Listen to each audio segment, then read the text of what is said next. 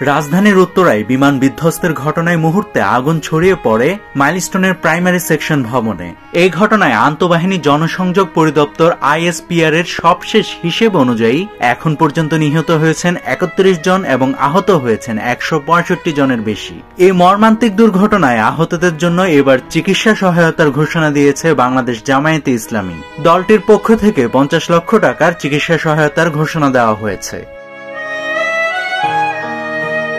মঙ্গলবার জামায়াতে ইসলামী আমির ডক্টর শফিকুর রহমানের verified Facebook পেজে এক পোস্টে এই তথ্য জানানো হয়েছে। সেখানে লেখা হয়েছে, উত্তরা মাইলস্টোন স্কুলে মর্মান্তিক বিমান বিধ্বস্তের ঘটনায় আহতদের জন্য বাংলাদেশ জামায়াতে ইসলামীর পক্ষ থেকে প্রাথমিকভাবে 50 লক্ষ টাকা চিকিৎসা সহায়তা প্রদান করা হবে।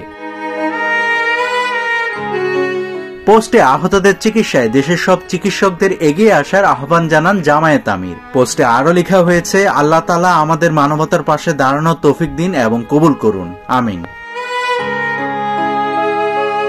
এই মর্মান্তিক দুর্ঘটনায় বাংলাদেশের রাজনৈতিক দলগুলোর মাঝে জামায়াতে ইসলামী বাংলাদেশ প্রথম অর্থ সহায়তার ঘোষণা দিয়েছে, যদিও দগ্ধ রোগীদের জন্য এই অঙ্ক খুবই নগণ্য। নাভিদ হাসান, সোনালী নিউজ। নাভিদ হাসান, সোনালী নিউজ।